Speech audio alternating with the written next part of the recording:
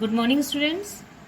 आज हम पढ़ेंगे लेसन 5 घर के कूड़े का निकास एवं निस्तारण, डिस्पोजल ऑफ रिफ्यूज। ठीक है, सबको पता ही है कि कूड़ा क्या होता है। घर के कूड़े का निकास व निस्तारण, जो घर के कूड़ा होता है उसका निकास व निस्तारण किया जाना चाहिए। अगर हम ऐसा नहीं करेंगे तो क्या होगा, कूड़ा घर के अंदर ही सड़ने लगेगा और उसमें बदबू भी आने लगेगी। जिस प्रकार हम लोग गंदे जल तथा मलमूत्र का निस्तारण करते हैं, वैसे ही हमें कूड़े का निस्तारण भी प्रतिदिन करना चाहिए। अगर ऐसा नहीं करेंगे तो क्या होगा, घर में गंदगी होगी और जैसे कि आप चित्र में देख रहे हैं, गंदगी युक्त घर, अगर घर में सफाई नहीं होगी और सब तरह दिखाई दे रहा है चित्र में कि कैसे कूड़ा फैला हुआ है पूरे घर के अंदर, और जहां सफाई नहीं होगी वहां गंदगी ही गंदगी दिखाई देगी। ठीक है, और हमारे देश में प्राय कूड़े करकट के संवहन और विनाश की समुचित व्यवस्था कहीं भी देखने में नहीं आती है।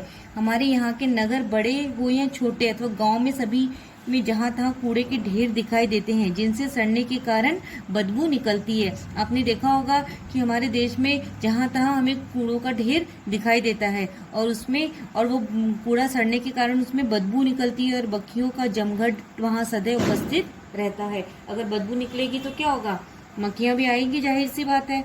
और कहीं कहीं सड़न और मक्खियों का दृश्य इतना विभत्स होता है कि उधर देखने का साहस भी नहीं होता है। यह स्थिति जन स्वास्थ्य को हानि पहुंचाने के लिए पर्याप्त है। ठीक है, और कूड़ा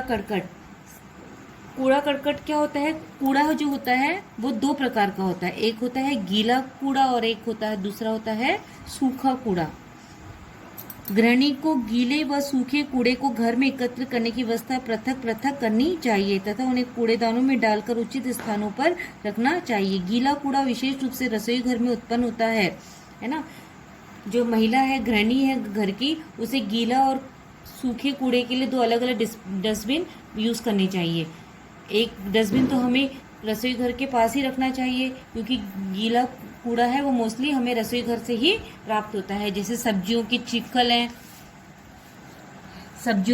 है, जूठन है और सड़ी गली सब्जी आदि, ये सब चीजें हमें कहाँ से मिलती है, रसोई घर से मिलती हैं।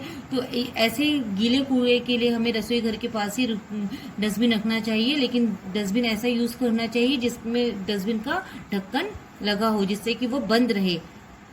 अगर वो खुला रहेगा तो क्या होगा, उतनी गंदगी होगी, उतने ही मक्खी और मच्छर पनपेंगे, जिससे वो हमारे घर को भी दूषित करेंगे। तो इससे अच्छा है कि जो भी हम कूड़ेदान कभी भी यूज करते हैं तो उसका ढक्कन होना आवश्यक है। और दूसरा कूड़ा है सूखा कूड़ा।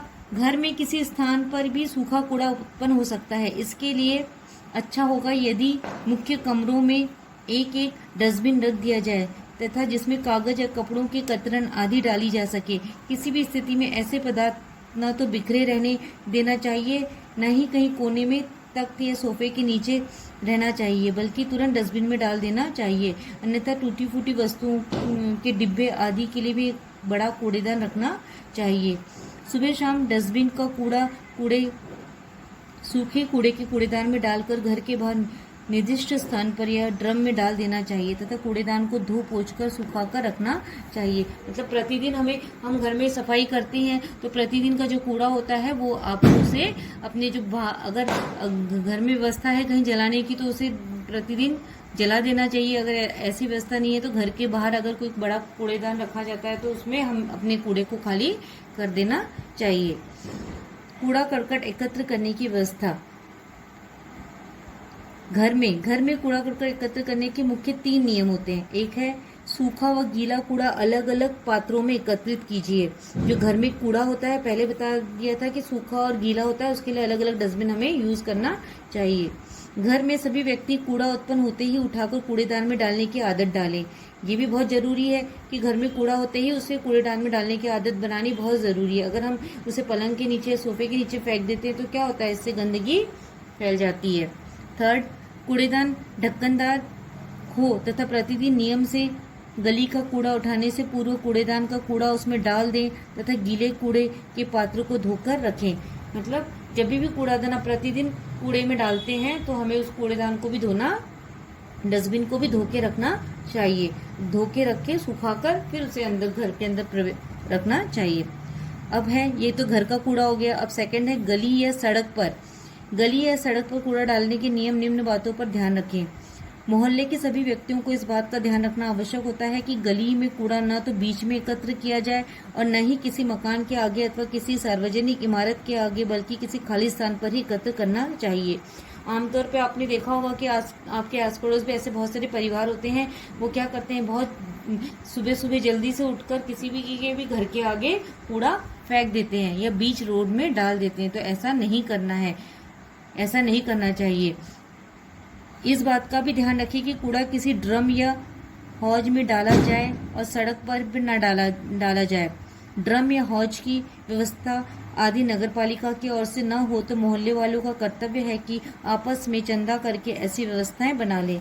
वैसे तो ये काम नगरपालिका का होता है कि जगह जगह वो कूड़ेदान रखवाते हैं। अगर ऐसा व्यवस्था आपके घर के आसपास नहीं है तो मोहल्ले वालों का कर्तव्य है कि वह पैसा एकत्र करके एक बड़ा कूड़ेदान खरीदे और जिसका उपयोग सभी मोहल्ले वाले कर सकें। थर्ड, प्राय ये देखा गया है कि लोग अपने अपने घरों के बाहर कूड़ा डाल देते हैं और यह और भी अधिक घृणास्पद कार्य है, इसका निस्तारण करना चाहिए। प्राय देखा जाता है कि लोग अपने घर का कूड़ा घर के बाहर ही डाल देते हैं, जिससे क्या होगा, गंदगी तो उनके घर के अंदर ही आएगी। अगर वो कूड़ा धीरे धीरे सड़ने लगेगा, उसमें बदबू आने लगेगी और जो मच्छर और मक्खी है पनपेंगे वो आपके घर के अंदर ही आएंगे वहां से होते हुए, तो क्या होगा, बीमारियां फैलाएंगे और गंदगी भी फैलाएंगे। इसीलिए हमें कभी भी कूड़े को ऐसे खुले में नहीं फेंकना चाहिए, या तो उसका नष्ट कर देना चाहिए। फोर्थ है, कूड़े के इस ड्रम या हौज में चूना डालना विसंक्रमण व दुर्गंध की दृष्टि से अनुकूल होता है। जमादारों पर भी निगरानी रखें कि वे समय से कूड़ा उठाकर ले जाएं। ऐसा न हो कि थोड़ा कूड़ा उसमें रहने दें या सड़क पर इधर उधर गिरा दें। जो सफाई कर्मचारी होते हैं उन पर भी ध्यान देने की आवश्यकता होती है। कभी कभी देखा गया कि वो आधा कूड़ा इधर उधर गिराते हुए चले जाते हैं, जिससे गंदगी वैसी ही बनी रहती है। बस्ती से थर्ड पॉइंट, बस्ती से दूर निर्दिष्ट स्थान पर, मतलब बस्ती से दूर हमें कूड़ों को क्या करना चाहिए, नष्ट करना चाहिए। संपूर्ण नगर का कूड़ा एकत्र करके गाड़ियों में भरकर बस्ती से दूर किसी निश्चित स्थान पर एकत्रित किया जाता है। इस स्थान को खता कहते हैं। इस विषय में निम्नलिखित सावधानी अपेक्षित है। इसे शहर के बाहर दूर इसलिए ले जाया जाता है क्योंकि जहाँ पे इस कूड़े को नष्ट किया जाता है उससे जो धुआं निकलता है वह उससे लोगों को हानि न पहुंचे, इसीलिए शहर से दूर ले जाकर इन कूड़ों को वहाँ पे नष्ट किया जाता है। खत्ते में प्रतिदिन का कूड़ा डालकर खत्ते को खुला नहीं छोड़ना चाहिए, बल्कि गड्ढों में दबाकर मिट्टी डालकर उसे ढक देना चाहिए। तो एक पहला उपाय है कि हमें शहर से बाहर बड़े बड़े जो खत्ते जो जहाँ पे कूड़ों को डाला जाता है वहाँ बड़े बड़े गड्ढे खोदकर उस गड्ढों में कूड़ों को डालकर ऊपर से मिट्टी से उसे ढक देना चाहिए। यह अधिक सुविधाजनक बात है कि गाड़ियां रात्रि में कूड़ा भरकर ले जाएं, जिससे कि रास्ते पर दुर्गंध न फैले, और यदि दिन में ही ले जाना हो तो कूड़े का तिरपाल डालकर ढक देने से भी इस उद्देश्य की पूर्ति की जा सकती है। जो नगर पालिका की जो बड़ी बड़ी गाड़ियां हैं जो कूड़े को उठाती हैं, उसे तो ये काम ऐसे रात्रि के समय करना चाहिए। अगर रात्रि में संभव न हो तो यदि वो दिन के समय करती हैं तो उसके ऊपर से तिरपाल डाल देना चाहिए, ताकि कूड़ा कहीं गिरे ना और उसमें से बदबू दुर्गंध भी न बाहर, उसकी दुर्गंध भी बाहर की तरफ ना निकल सके।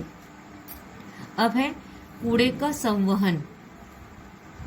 ठीक है, यहाँ तक क्लियर हो गया होगा कि दो टाइप के कूड़ा होता है घर में, एक गीला और एक सूखा। और गीले सूखे कूड़े के लिए दो अलग अलग डस्टबिन का यूज करना चाहिए और दोनों डस्टबिनों के ढक्कन होने चाहिए, ढक के रखा जाना चाहिए। और प्रतिदिन हमें घर के जो कूड़े को उसे नष्ट करना चाहिए और उसे नष्ट करने के बाद अपने डस्टबिन को अच्छे से धोकर उसे फिर यूज में लाना चाहिए। ठीक है, अब इतना लेसन आपको समझ में आ गया। कूड़े का संवहन हम आपको नेक्स्ट क्लास में आपको समझाएंगे। ठीक, और तब तक के लिए आपको होमवर्क ये होगा कि आप अपने आपको ये जो फर्स्ट लॉन्ग आंसर है ये आपको होमवर्क में करना है। मोहल्ले में कूड़ा करकट डालकर हटाकर कैसे व कहाँ ले जाया जाता है, इसका आपको होमवर्क करना है।